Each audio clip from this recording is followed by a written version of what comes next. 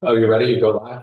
Yes. We're all set? Yes. I pledge allegiance to the flag of the United States of America and to the republic for which it stands, one nation under God, indivisible, with liberty and justice for all. So as a way of respecting, honoring, and creating works that are past, village board meeting by acknowledging that New Paltz is on the ancestral land of the Munsee, Esopus, and Lenape people. Please check out our agendas and minutes and join us in finding new ways to support Indigenous communities and help us add to the lists. Okay, so we have a consent agenda here. Are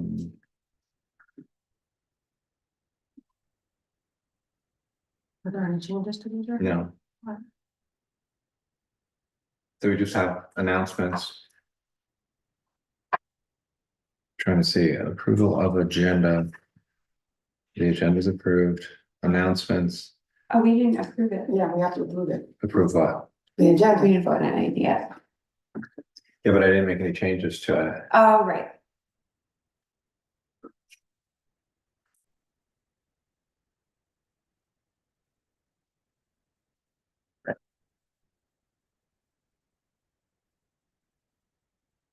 So do we want to make any announcements from our county legislator?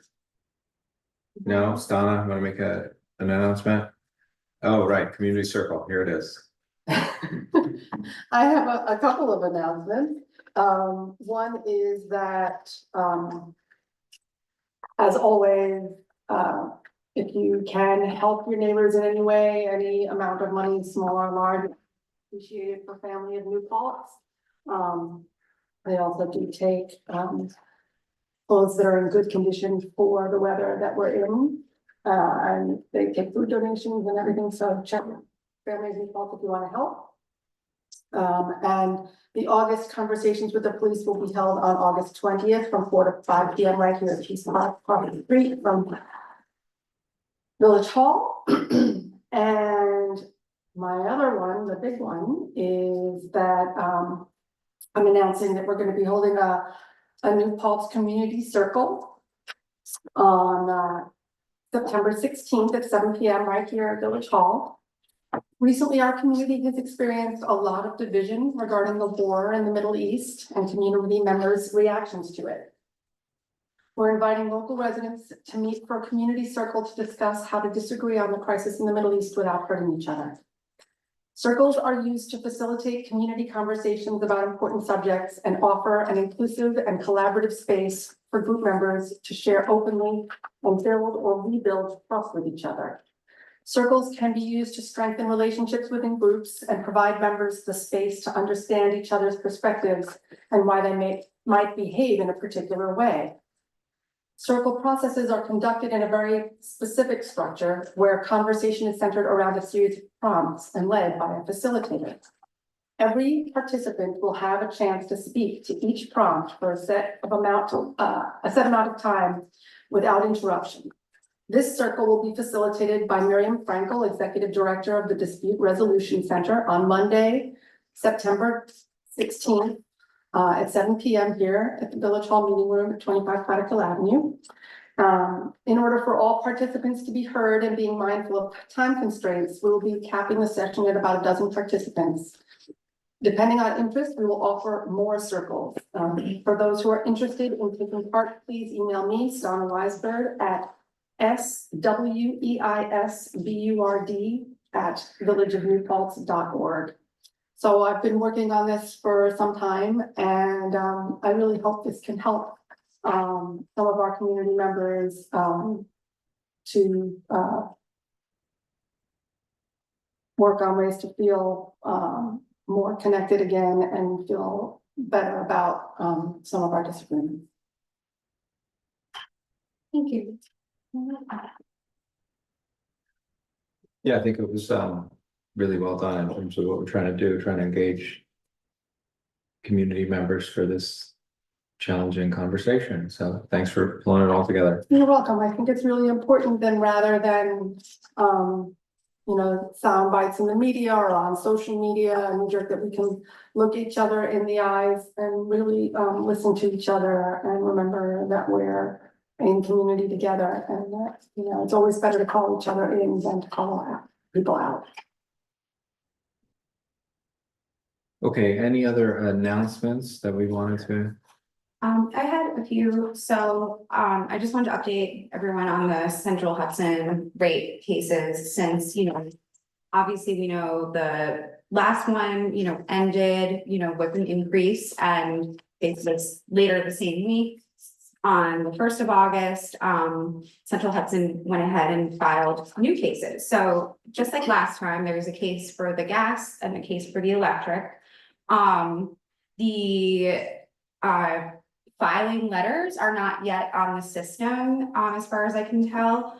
But it looks like the electric one is a request to increase revenues by approximately 47.2 million.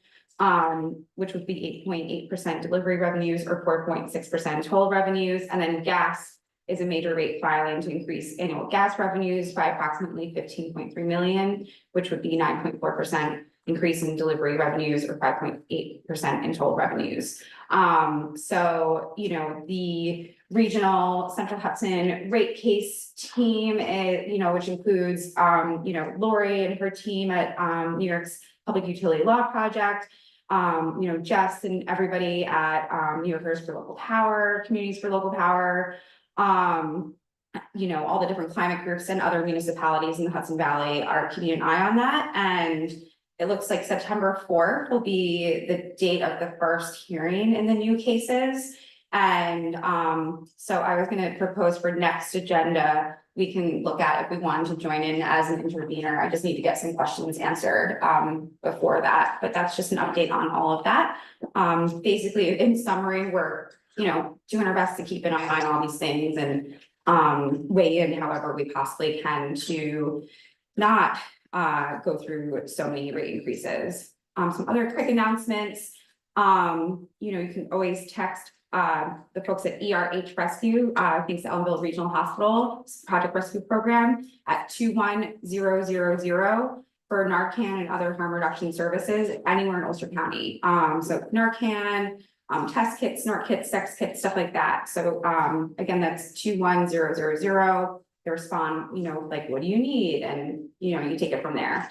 Narcan trainings are always available online at opioidpreventionnp.org/Narcan-training.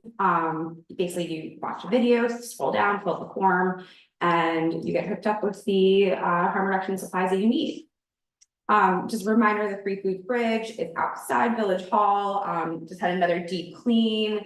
More volunteers are needed. Go over to Millions of Butterflies website, millionsofbutterflies.org, or any of the social media. There's a Facebook group for the New Paltz Free Food Fridge. There's a billion different ways to tap in and sign up for shifts if you're able to help maintain it in any way. If you're ever able to help keep it filled, that's a big help too.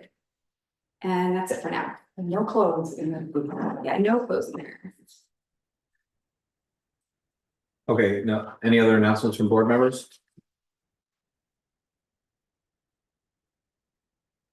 Anyone here from the public interested in making a comment on any topic at all?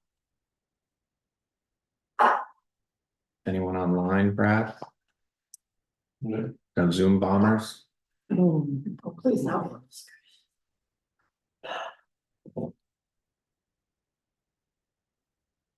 I move that we accept the consent agenda. Second. All in favor? Aye. And then moving on to the business agenda. So we have bid docs and plans for our federally funded sidewalk project. So we received some assistance from the federal government as well as federal assistance via the Crime Burden Reduction Funds program, and that money was secured via the Ulster County Transportation Council. So that will include about 500 linear feet on Huguenot Street, new bluestone, all new bluestone. You cannot reuse any of the existing bluestone, unfortunately, because it wouldn't meet ADA compliance. Exactly the same situation that exists over in Stone Ridge where they have new bluestone sidewalks. And then there will be new sidewalks on the south side of Church Street, just past Henry W, and the north side of Church Street, just past Henry W. But on the north side, it's the western section. On the south side, it's the eastern section. And also on Prospect Street, on the western section, north of Slate, from Slate to Henry W. And the design for those sections, the two pieces on Church and the one piece on Prospect, will all be done using the same standards as exists for the new section that was just done on Prospect Street. So we're really excited about this. This is a project that's been years in development.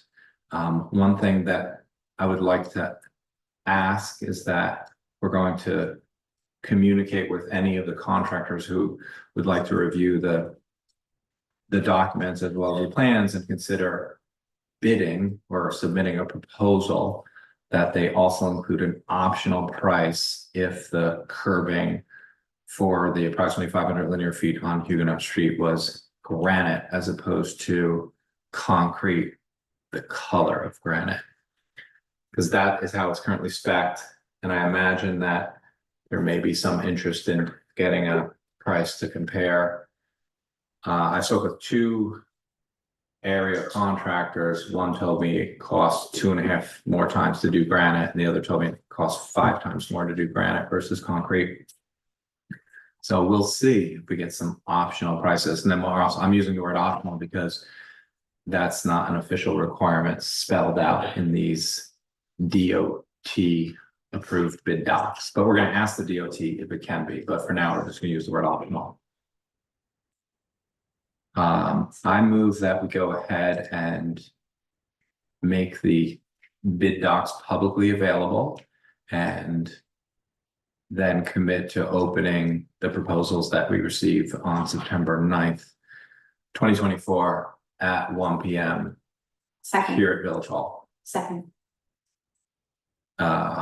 Any further discussion, questions, comments?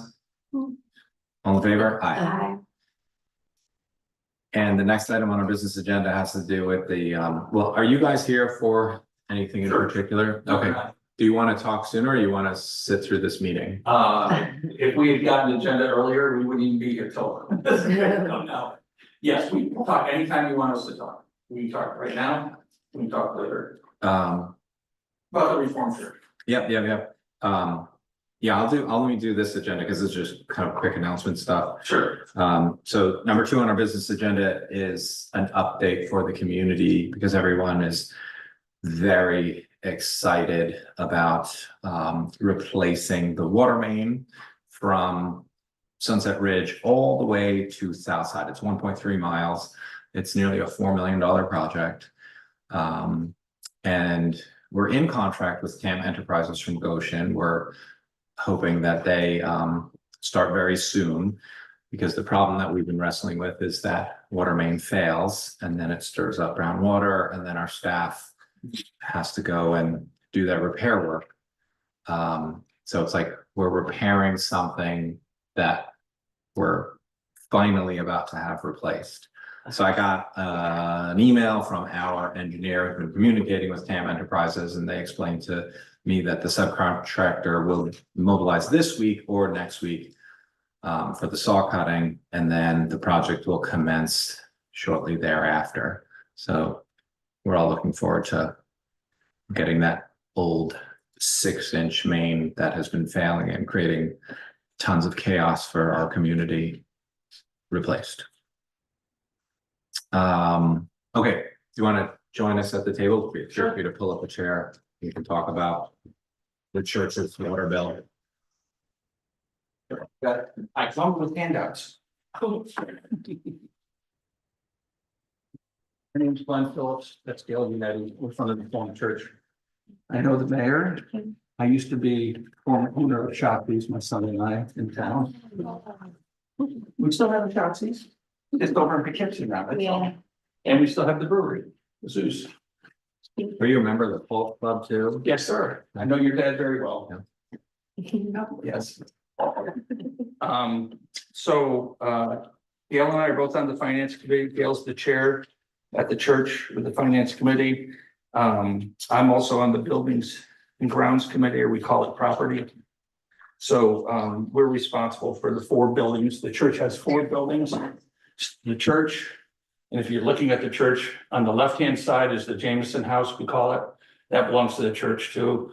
On the right-hand side, what we call the manse, it's a parsonage. That's where the minister lives. And then we have the education building that's in the back where the big parking lot is there. So those are the 4 buildings that we're responsible for. So they're all fairly old. So we take good care of them, just like we do the old people. We did this, and Gail's very in tune with, we tried not to have to come here. We tried dealing with this with the water department, but to no avail.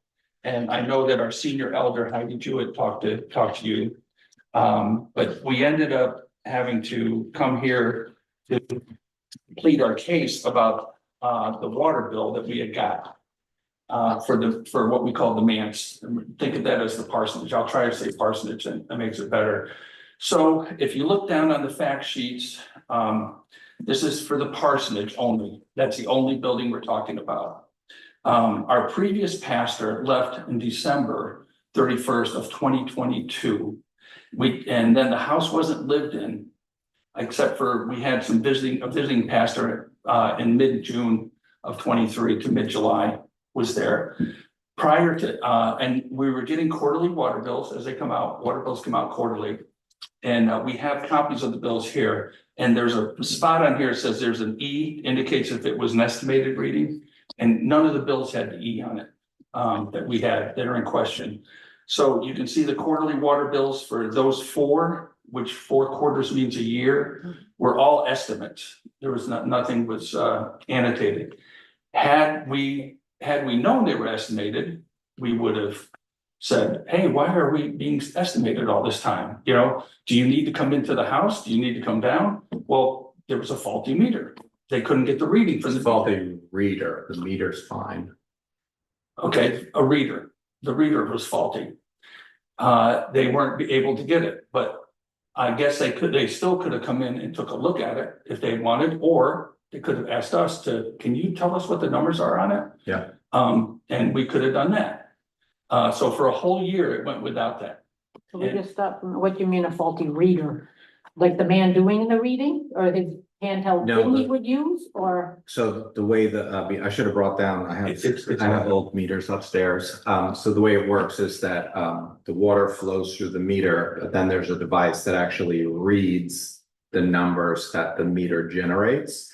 So what's interesting about the lithium ion battery that powers the readers is they last for about 12 years. So the readers that are in many of the properties across the village are about 12 years old. So they're systematically failing. So for the last couple of years, we've been aggressively working with our meter and reader supplier to get replacements, and the water fund has been paying for them, even though they're actually owned by the property owner. So the water fund's paying for them. And there's been such a backlog and delay to get those readers. So that is why the meters are accurately reading how much water is being consumed, but the signal is not being sent to our system. Well, I might disagree with you on the accuracy of the meter reading, but we'll talk about that in a second. Okay. So the meter was swapped out in March of this year. And that's annotated on one of the bills. We have the bills here too, if you'd like to see them. The reader was swapped out. Okay, well, the whole unit Mhm. was swapped out. Oh, so you got a whole, so you got both, you got a The new whole reader unit was and, swapped. Yes, that's even because better. he could not, correct, it is much better. Because he couldn't get any signal or anything, so they swapped the whole thing out. This was the picture that they gave us, the water department. Yeah. Okay, so they put in a whole new device in there where now he can get a signal without having to go in, which is great. You know, he can just get it And from. now you can read how much water is consumed using an app. Yes, correct. And we can read with an app. We're also having our sextant go once a month to all 4 buildings and check the meters, each one, and write it down so that we don't get caught like this one has occurred. So the last actual reading on the old meter, I put meter on here, but reader was March 18th of 2024. That, and then in May, the new meter was read.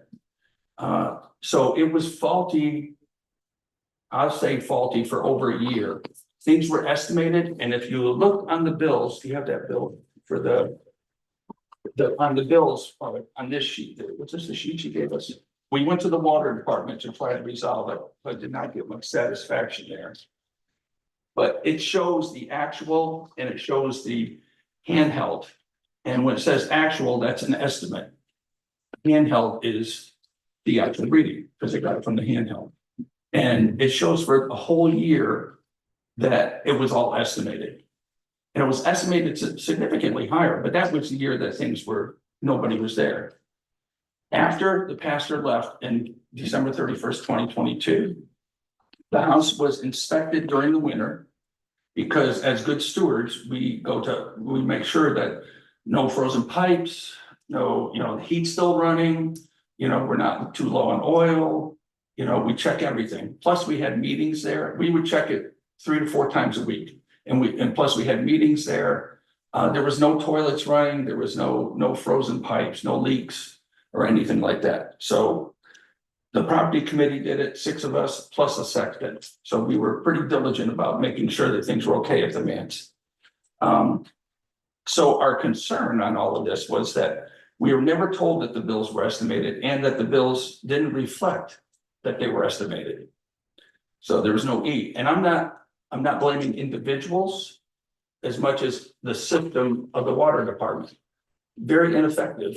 And it's outdated. If they say they're going to put an E on it on the bill when it's estimated, there ought to be an E, maybe a big giant E somewhere, but it didn't show any E's on any of the bills for the manse that we had. So that would have got our attention. So we could have always granted access to the meter or the reader person. We could have always granted access to the person to read it. Or like I said before, we could have read it ourselves. There were lots of ways we could have intervened during that year. But what happened when it came out, they said that, oh, you used, what's the number here, 117,000 gallons. You used 117,989 gallons. And that was on the 1 month. All in one day, according to the bill. Yeah, according to the bill was dated, it's right here if you'd like to see it. The bill was dated, the reading was on 3/18. And it shows the previous reading also date of 3/18. So it's kind of a little bit of a bogus bill, but it shows 117,000 gallons. Now, when the new meter, continuing along, we did get a new pastor that came in November of last year. And when he was there, so with the new meter and the new pastor, it showed only 6,000 gallons were read on the latest bill, which was an actual reading. For 2 months.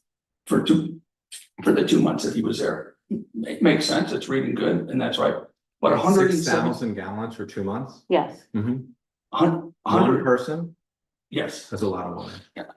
117,989 gallons, though, is an Olympic-sized swimming pool, or maybe a couple. So there was just no way during that period of time that the house was not occupied when we were checking on it, that could have gone through. There's nothing that says how much goes down through the drainage pipe, to the sewer plant. Yeah, we used the water meter to determine sewer bills. Yeah, but we got a bill, the church got a bill for $1,491.04. And as you probably know, things are a little bit tough around with the churches. We've had negative budgets over the last several years since COVID and that. So we're looking for some relief on this. And so Why do you not I also think believe that the meter was faulty because the meter should have been tested, the old one, But the meter, whichever. so the meters, they only slow down or stop working. They don't speed up. That's Mhm. how they're mechanically designed. Mhm. So they can't actually over-report. But if it's a faulty meter, it could do anything. Nope. I've been to conferences where the manufacturers have showed us how they Mhm. work. Mhm. I was in the military for 26 years and I had people, contractors tell me, this can never happen, this can never happen, and it does happen. Okay. So I'm just saying that it's possible. To use that much water when we were checking on it, But it's a leak. I mean, that's what happened. there was no leak in the house at all. I mean, I have leaks at my house that I have a very hard time finding. And I get a leak report and then I try to find the leak and I don't find them right away. They're very hard to find sometimes. So let me ask you this, if you had a leak of 100,000 gallons in your house, do you think you would have found it? It depends how, aggressively I was looking for it. What you're describing. is that No, you may weren't- not have to look But aggressively. what you're describing is you never look for a leak. No, we Where did look would for we have looked leaks. for a leak, like dig up the backyard? No, I mean, nothing most of the nothing time, in the house was most leaking. of the leaks are silent toilets that leak. No, we checked toilets, we checked pipes in the basement, we checked. But if the water went through your meter, the water was used. Well, that's what I'm questioning, is that if the water actually did go through the meter. The other thing I'm questioning is the estimates for a whole solid year. We got nothing but estimated bills. Central Hudson doesn't even do that. They only estimate for one month at a time. Right. I mean, So it's what wrong. what you're asking for, right? This is a collectively owned system. So what you're asking for is for who to pay for this bill? I'm asking for a remedy. But who do you want to pay? We can pay part of the bill. Who pays for the other part? That would be up to you. Well, legally, I'm not allowed. The New York State has crystal clear laws. We can't give municipally owned assets to other people. So Everyone's just- if the other remedy is that we go to small claims court and we win, then what happens? You can do that. No, but I'm saying what happens then if we win in small claims court? I don't want to do that. I mean, we're a village, this is, But that's exactly my point. Yeah, we is grew that, up like, all this is, together. but this is not, there's no like for-profit entity that has a fund balance that we can draw upon to remedy this situation. This is a collectively owned system. So you're asking for relief. That means that your neighbors would pay for the water that went through this meter. well, we, the church is not a for-profit organization. But what we're saying is neither is the water system. The water system is collectively owned. So because, So that if, which we're not legally allowed to do, but if we gave relief, that would mean that everybody else in the system is paying for it. so because of the incompetence of the water department not showing. I'm really. No, let me just finish. I'm gonna And- push and back. no, I'm gonna push back. I'm not on talking calling about our staff individuals. Incompetent. or I didn't say the staff. department Incompetent. No, I'm gonna push back the and ineffective, ask you not to go down that path. okay, well, These are people I work with on a daily basis. They take an enormous amount of pride in their work. They look very carefully at meters. They look very carefully about how meters work, how they're installed, how billing is handled. So Okay, should we not have been contacted in the whole year if they could so a not? year of estimating bills for Actually everybody read the is meter? fine, then is what you're saying. That's okay. No, it 'Cause is, that's it how is, they it did is, it is not fine, and that's why the water department was proactively trying to replace your reader, waiting for, they didn't know that you had a leak. Like, they don't, no one is going into anyone's houses and proactively looking for leaks. That's the property owner's responsibility.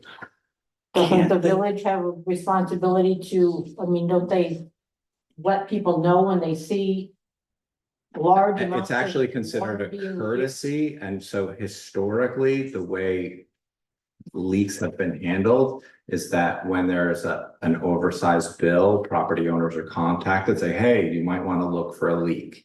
It's like a leak detection process, and I could explain to you how it No, works. that's how we got this bill. they did, no, they No, did. And it's They did send considered us a We have a leak detection, No, they sent us a letter when that bill came through. Right, You might have a leak. But right. my And that's point, considered a courtesy. okay, my point is a whole year of nothing but estimated bills, and I don't even know how they estimate it. They don't Because know.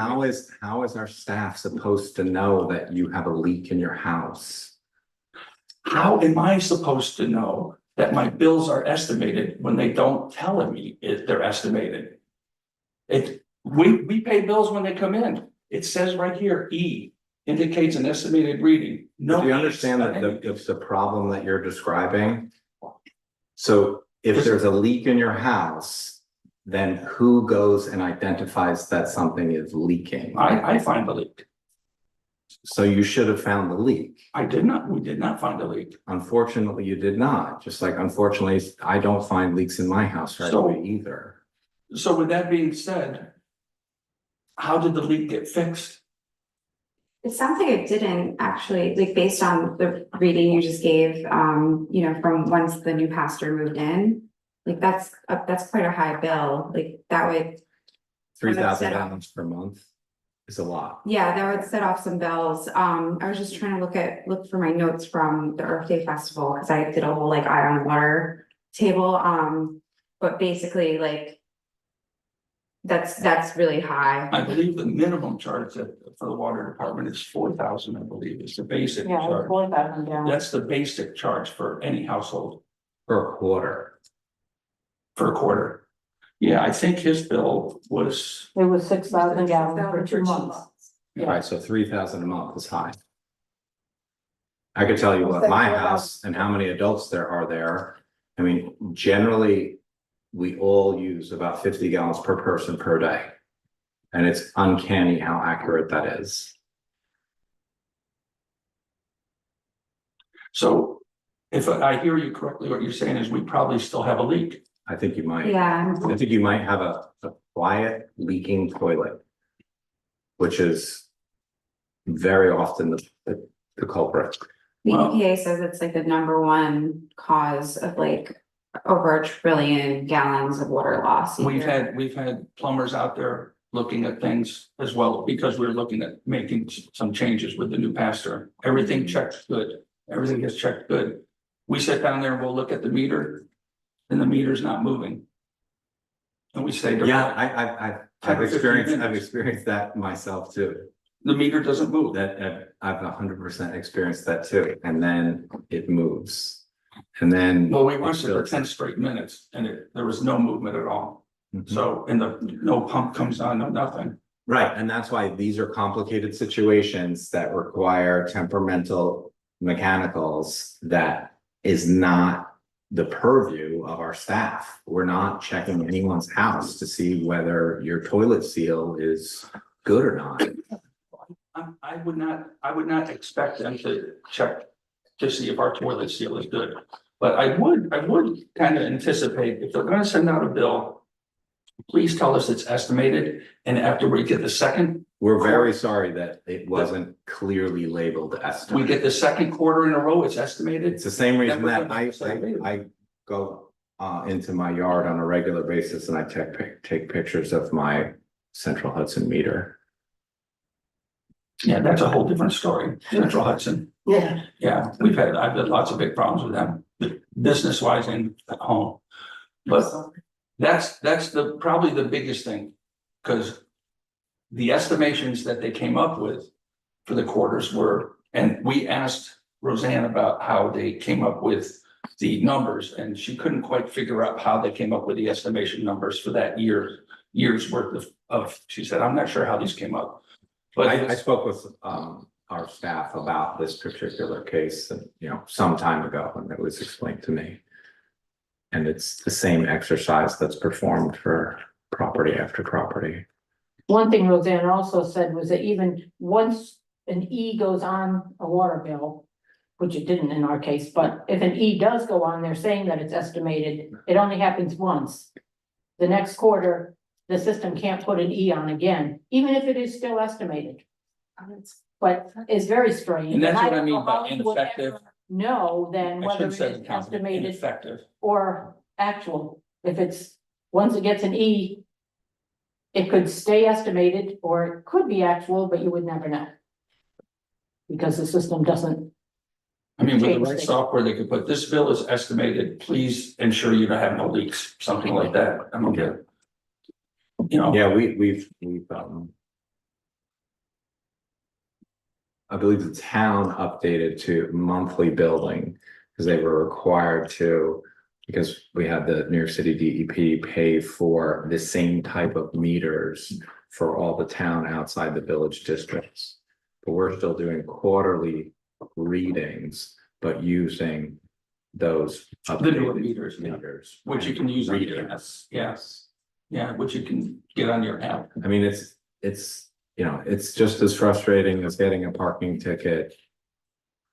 That, you know, you didn't see the sign. I mean, it's the same type of frustrating problem. Well, the one thing that troubles me is that, you know, if there's a leak, we should be able to detect a leak somewhere. Because the leak would have to be from the road where it's coming into the house to going through the house to into the meter. No, you don't pay, we eat that. The collectively owned system eats that. If there's a leak in the service line, unless you have a pit meter at the curb, you know, like most meters are Mhm. inside the home. Right.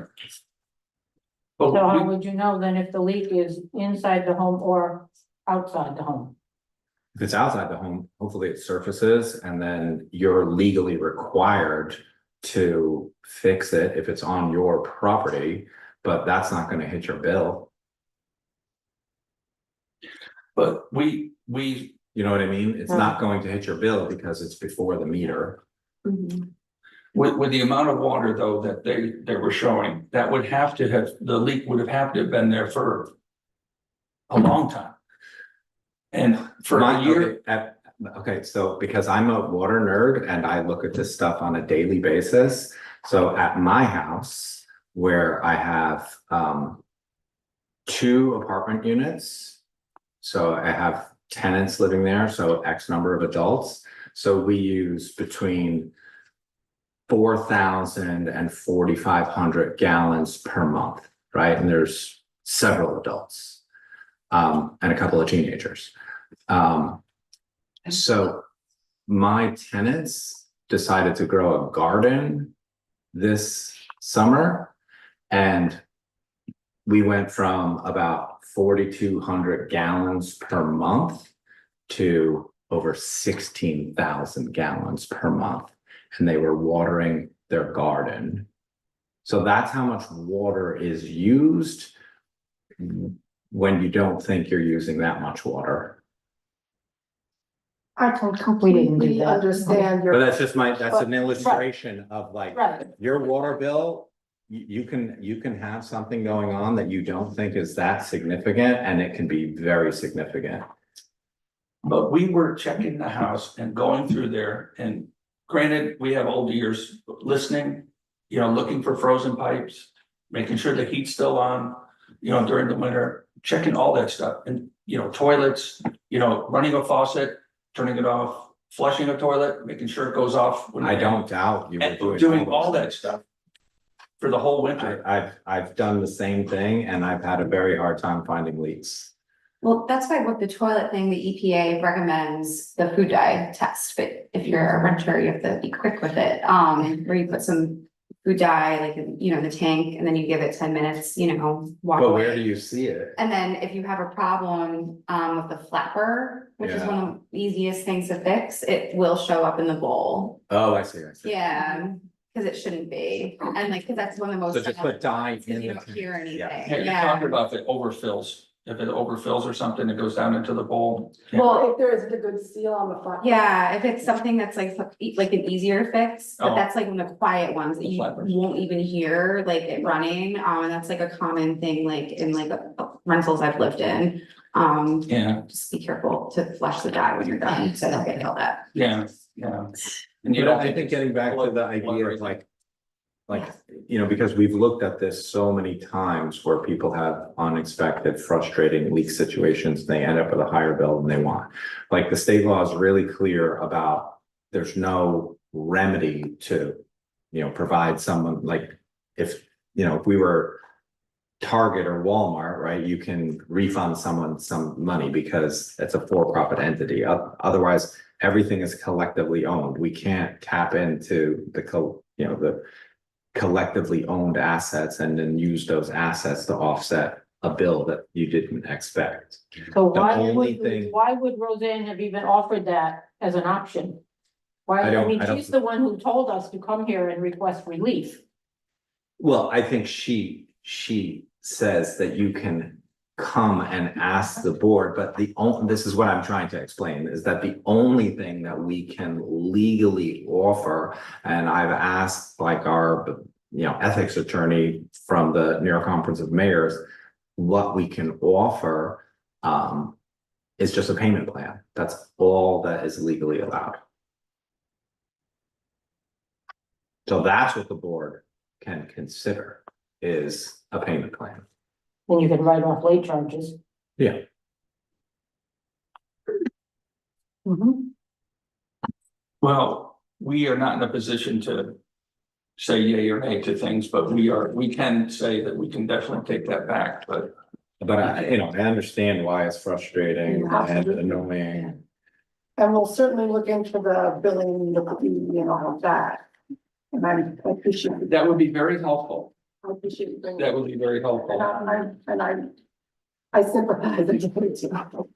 But again, legally our hands are tied. And like I said, it would be very nice if when it's an estimated, maybe there's just a whole sentence at the top that says this bill is estimated, because our treasurer is very, very astute with those things. And Yeah. she looks over all the bills real tight and, she says, oh, look, they're not giving us the sales tax that they should have given us. We got into like a real bind because of the supply chain issues where we were waiting for this extended period of time for these readers. Yeah, I know. Roseanne did talk to me about the. It's been, I'm looking for the invoice because I just signed it. But it's honestly been, I'm trying to give you a sense of how much these things cost. Oh, well, while you look for that, one thing to maybe also bring back to your report is like to set up a leak alert with the Eye on Water app, and you can do it like even not on the app, it works on the desktop too. You just need to have like the water bill, like customer number available and plug it in. And it can give you alerts in addition to it being something to keep an eye on. What's it called? It's Eye on Water. So if you just look up Eye on Water. EYE? Yeah. Yeah, here's our bill. Where we spent nearly $20,000 on Badger meter endpoints and over $10,000 on Badger meter encoders for $30,000. And this is like, please, Schmitz, take our money, send us, these things, and we're finally getting them in batches of 100. But we have like 1,200. And I also don't think that people know, because what you said tonight was news to me, that the meter and the reader belong to the homeowner. Is that? Yeah, You well, said think about it this way, like if you built a house. You have to buy your own meter, like you would Right. call up the municipality and say. I need municipal water, and then they would send you a bill for the cost of a meter. But they are battery operated, right? They're lithium, so Yeah, they're so lithium, I can give you one, you could take it home. When they run out, So this is another thing that we've explored ad nauseum. There's no way, so these are lithium ion batteries that last for over 12 years. So I think that's really fascinating. When some people are nervous about the strength of the signal that they're sending out, like these are incredibly like weak signals. Yeah. So they're I would consider healthier than like this monster, Yeah, right? Like exactly, this thing yeah. lasts for, depending how much you use it, for 8 to 24 hours. Right. Right? That thing is being used for 12 years and it's a lithium ion battery that's submerged in resin. So you can't get it out. It's not recyclable. The only You thing. can't get it out? So No. what happens when the battery runs out then? You throw it away. You throw the whole thing away? You throw the Oh. reader away. No, what I was gonna suggest that the homeowner replace the battery, but you can't. Yeah, we've looked at every possible thing about whether you could somehow put in a new battery. Yeah. And you have to get the new The whole new. encoder Yeah, or endpoint. so that would not work then, you know, because in businesses especially and stuff, you know, I mean, if a battery goes down, then they just have to replace it. I mean, it happens to us all the time. Yeah, these batteries are probably super cheap. And like they have a very like limited task, right? All they're doing is they're like boop, boop, Yeah. like very infrequently sending out a signal that can be read by your phone and our software. So it's not like a strong battery, but it lasts, and that's how you know it's not strong, because it actually lasts for 12 years.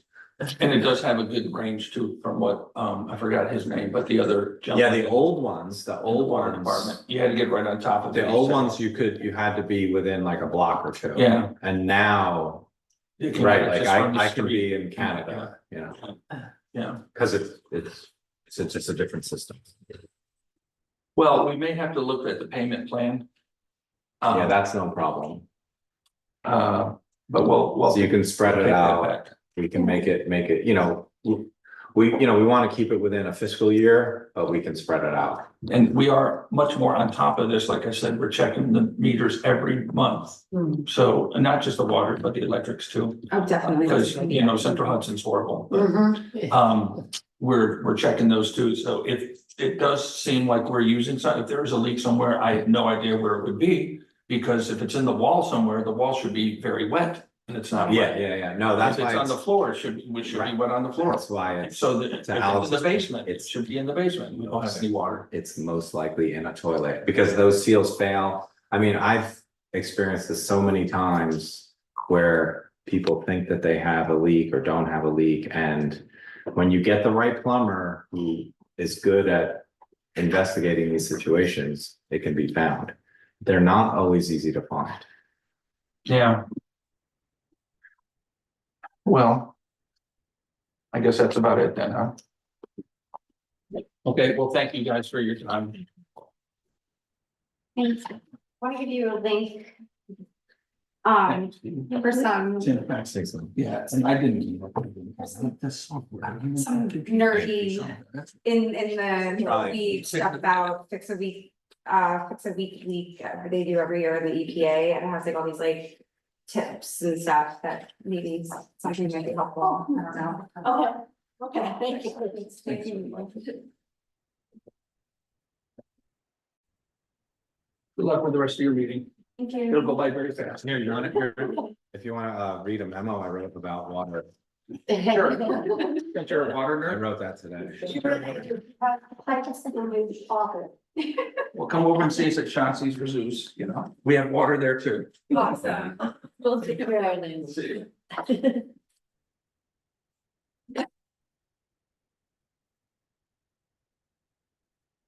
Okay. Number 3.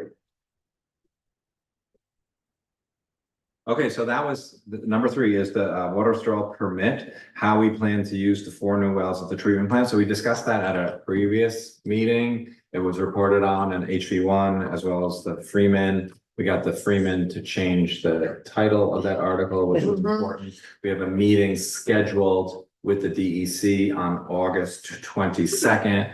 This is my memo that I wrote. I shared it with our engineer and our attorney. And then I shared it with the DEC, so that's like our jumping off point for our conversation with the DEC on the 22nd. No action required, so I give it to you guys. All have the link to it, so you can check it out as well. Number 4 on this agenda, I attended a Mid-Hudson Regional Economic Development Council meeting where they were talking about this current round for the DRI and New York Forward grants. The applications are due October 18th. I think it would be interesting to look at the previous 7 applications that we've submitted and pick some highlights from there, because I think what's interesting about New Paltz is a lot of our needs and interests are consistent. Mhm. So we can brainstorm separately, but I at least wanted to get this on everyone's radar. Yeah, let's maybe make a little folder with all the copies of the old ones. They're all on the website. They are They're all on the website. If you go to true. resources, they're listed. And you can look at all of them. Well, maybe we can make a running doc where everyone adds things that they think are the best. Yeah, I was gonna, you know, So I think this, the whole thing's the I best, was but- thinking, because that was interesting when I went to this presentation last week. They seemed to be okay with the idea of asking for projects related to infrastructure, which I thought was generally not encouraged, but they were tying it to, you know, housing and affordability, you know, which is what our administration has been saying for the last decade. So maybe, you know, just from like 20,000 feet, it could be interesting to submit an application with a project that includes housing as well as replacement of some water mains to help with our brown water, because having less brown water, I think, is impactful economic development. And then also putting some money towards some of the sidewalks on some of the DOT controlled roads. You know, particularly our Empire State Trail, which is AKA Main Street. So maybe just those three as a topic. And then, Yeah. you know, they've all been included in previous grant apps. Yeah, and you know, they always include that part, like the supportive local policies bit, and I'm thinking, like, What's that? you know, you have to describe any policies that are in place that already like are increasing the quality of life that would then be supported by winning the DRI grant. Mhm. And we have, like, I was thinking like, oh, like, we've actually gotten so much done on the housing smart communities stuff. I just need to spend like a weekend locked in my room with my That's phone the off. county's housing smart communities. Yeah, no, but I mean, those are our supportive local policies. No, like- no, no, I'm saying that that's an important initiative. I think it's good to make sure that we're clear that that's also separate from the state pro-housing Yeah, yeah, communities yeah. initiative. Because that's something that we have to be participating in to Yeah. even be considered for a grant award like this or some of the other stuff that we apply for. Oh, exactly, and that's why I was thinking if like we do a good job of kind of like really beefing up the summary doc that like I have going, with what we've been doing on fulfilling our, you know, duties as a county housing smart community would help support the fact that we are, you know, a state recognized Yeah. housing board community. I've been thinking about this a lot the past few days about how I can help add to it, and then skate park, as always. Well, I mean, my fingers are crossed that skate park were in a relatively good situation. Considering that there are apartment complexes Mhm. where we're gonna be able to collect. Fairly significant recreation fees from. So that's a timing thing, but I hate to say I'm optimistic, but I'm optimistic. Yeah, same. Well, I think that including that, like, as a project that we're working on, we feel optimistic about, goes really well under the seventh thing too, the support of local policies. Yes. That, you know, cause like, they're just naming like the things they know about statewide, like, you know, energy, climate smart communities, which we do. I forgot to share during announcements that we had a great climate row at the county fair this past year. It was tabling for us, so we're a lot of New Paltz kind of smart peeps, but and like putting info like that and will help too, and. Yeah, but this is the year we're gonna get it. Okay.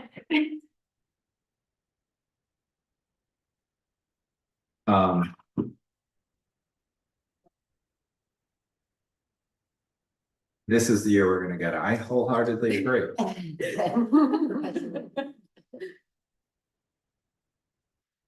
Okay, next item is the affordable housing law. So we have the resolution of negative declaration. We got an approval from the county planning board, and then we got some feedback from the village planning board. That's why I was just messing with my phone, because I wanted to pull up that memo. That basically just says that we need to signal to the planning board, you know, where the line in the sand is in terms of which projects should be subject to the change, the 15% requirement, versus ones that were already approved. So I think we should probably, you know, just review with the planning board director, you know, which projects we're talking about, and then as a board, discuss them, and then we can signal and communicate with the PB. And then there was another suggestion in this memo that said, clarify the projects with fewer than 10 units are exempt. Yeah, I watched them discuss, so I watched that. Yeah, I mean, it's been on the books for over 10 years, so that, you know, I don't think that we need to change our law Yeah. at all, but I think we definitely need to just, most importantly, signal to the PB that these are the apartments that we're imagining would be subject to the change. Yeah, So let's just do that and then report back to them. yeah, I think that's helpful input, because just from where I'm sitting, I'm like, oh, it just seemed obvious, you know, like the law is passed, things aren't yet Yeah, in the building process, like it applies, but we can definitely make that clarification possible. Yeah, so they were talking about like, you know, what the. At what point in the process do they have to be for them to? yeah, and we have a handful of projects that are before the PB, they're different Right, stages. right. So I think it's pretty straightforward. I've already shared with them what I imagined made sense, and I just want to double check with you guys. And then we can communicate out. Okay. So let's go ahead and move that resolution. Someone want to second it? All in favor? Aye. And I think that's the only action that we need to take. Is that your interpretation, Brad? For today. Yeah. Okay, and then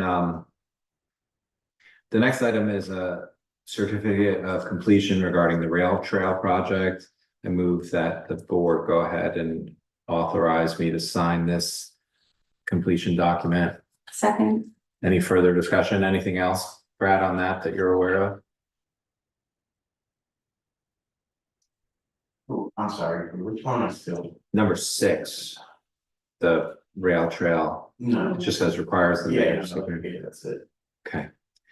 And so we received this engineering planning grant award from the Environmental Facilities Corp. We circulated a request for qualifications from engineering firms. We heard back from a couple of them.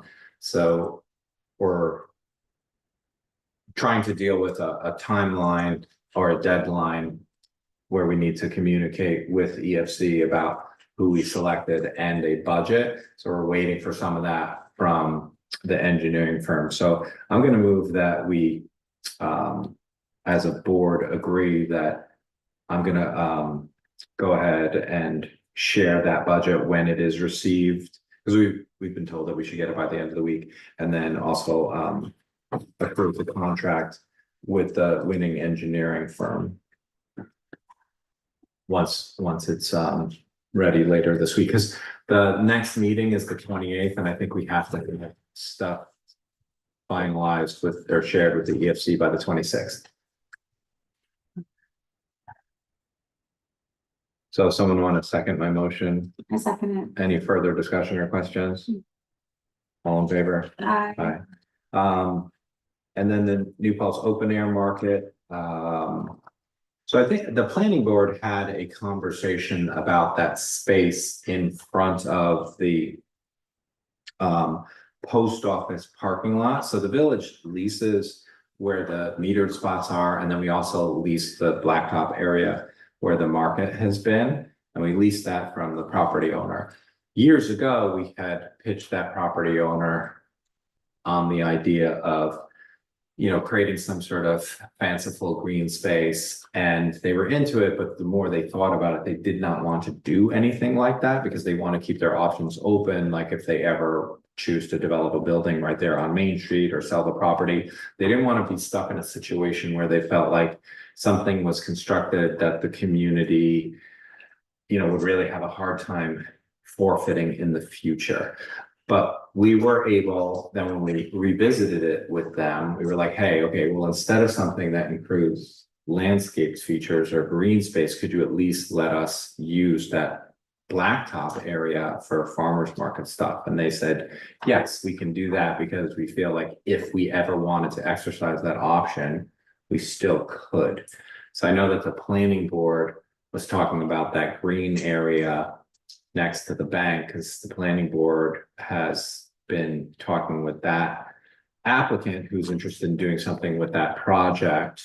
And then the county planning board started like mixing in and reimagining, well, what if all these different things were done? And it's like, been there, done that, tried this. And I've reached out to the planning board subsequently after I heard about that conversation, just to take their temperature again. But that's that's where we're at. It's at least with, we've made sure that that space is available. I even went by this weekend and I saw that there were some users of the space Yeah. without an official manager, Mhm. which I don't know, I imagine our attorneys would have an issue with that, but personally, I'm pretty comfortable with it. It I- feels like So public space. Right. it's public space and then.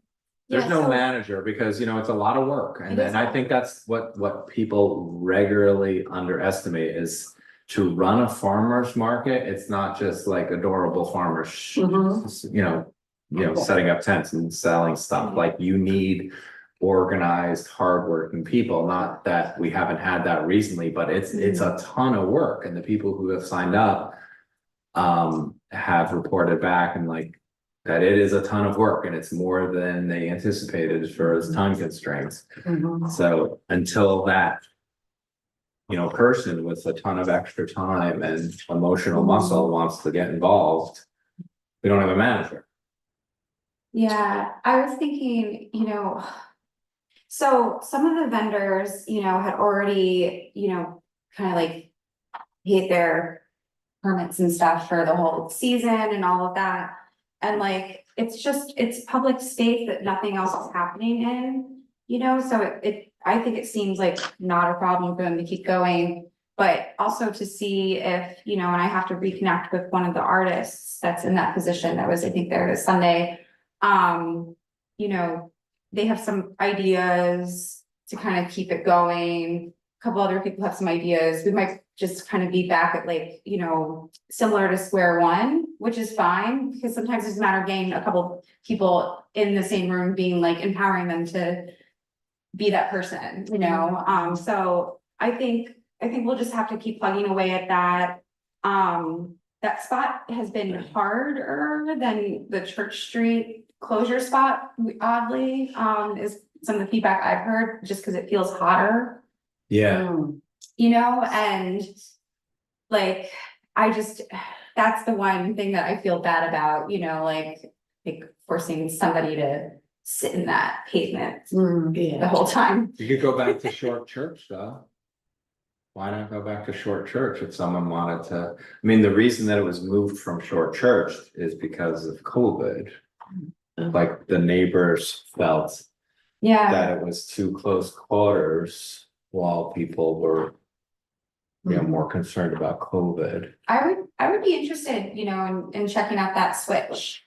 But again, then you need a manager who's Yeah. going to So- run with that. Yeah, I think at this point, it's like the middle of August, I could say the saddest and worst farmer's market I've ever seen here was the one at this location. yeah, Because it's off the beaten track and the visibility was so bad. Right. Years ago, it used to be in the Rock Annex Snow parking lot. yeah. That's a good song. That was a good era of it, They had a. cause it's on the shady side of the Shade tree. street and there's trees there and stuff. Parking. Yeah, I think, I'll keep connecting with the folks, who have some levels of interest to see how we can kind of keep it trudging along. I know that once the semester is kind of up again in a week, there is an issue with the campus farmers market kind of falling apart for similar reasons. So I was hoping to kind of like connect with the students that were interested in like revitalizing the campus farmers market. Mm, To see if maybe we can collaborate in just at least having a market for our community. yeah, you need to organize, right? Yeah, we need the organizers, if there's a way to make it like, make an internship out of it, to get it kind of up and running That's a nice again. idea. I like that idea.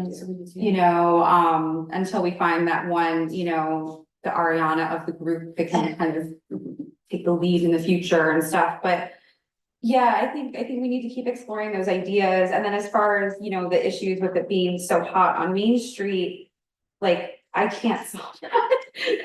There's nothing we can really do. Yeah, it's interesting also that both the county planning board meeting, which I attended this month for Bill, and I can't remember where else, people. And in two different places, I've had to correct people and say, no, we didn't move out of the village because there's a new market, not in the village. And people thought that it had moved, so. But I that's mean, another- if that market like does fantastic, that would be great. It's, like, Absolutely, but it's not walkable, It's so it's a just- totally different thing. sure. Yeah, and that's definitely It's a not thing for is, people in the village who can't walk, who can't drive rather, or get there and back. Yeah, easily, yeah. People without cars, people in different situations, Ideally, we would have something in the village walkable.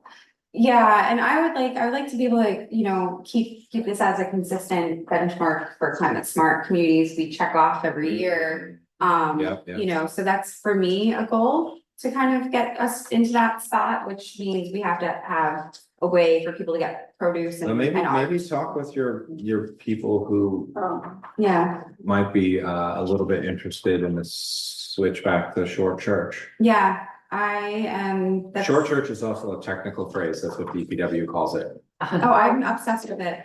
I just put this on my to-do list, so I'll do that. I can't think of his name, who wanted to be, Dylan had reached Dylan, out. Yeah, we've Dylan's been doing some work texting on it nonstop, as well, stop, so, yeah. Maybe Dylan would be good to help. Definitely to help, I think at this point, there's, no one seems to be a standout that just has that kind of Yeah, time. well, it's asking a lot, so. Yeah, but, But I think there's a But stipend. I think internship. there's a stipend for a manager, right? Like Mhm. if you're charging. I don't know Yeah. what it is. It might be like $20 per weekend and you have. X number of, Mhm. And or do we need to charge a little bit more so that? we we're can not hold charging that anything. more? The managers. You know what I'm saying, but so that. The manager- organizers can figure out how it works. Yeah, but you know what I mean, the people who are running it, so that it makes more sense with the. Yeah. Amount of time they're putting. so yeah, let's okay. keep this But I topic certainly on love for to like be next Patrick Street. meeting too, and then I anticipate like having some updates in September as well. Regarding like the campus market and how we can collaborate with those students and faculty. Okay. I'm gonna jump to the next thing. I move bills and claims. All Second, in favor? I, The ZBA liaison update, they looked at 2 applications that were similar to what's been discussed at previous meetings, so I don't have any relevant new information. And planning board update, unless anyone else wants to share. No? So we can just come back to that at our next meeting. Anything else we want to cover? no, Motion to adjourn? second. All those in favor? Aye.